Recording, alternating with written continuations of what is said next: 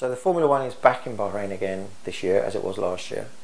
It looks like there's going to be protests going on, not necessarily about the Formula One, because protests have been going on virtually daily for over 2 years now.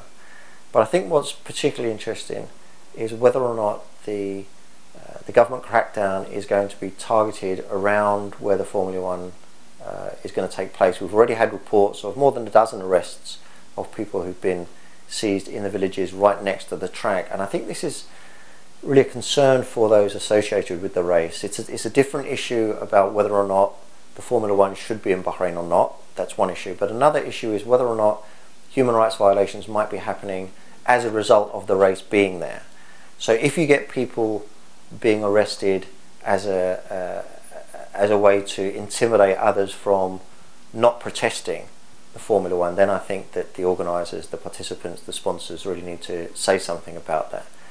There are reports today that the head of Formula One, Bernie Ecclestone, says that he's been told everything is normal in Bahrain.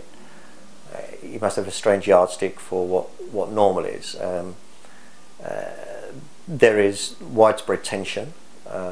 It's not to say that the Formula One is likely to be threatened, but it's a society in some turmoil.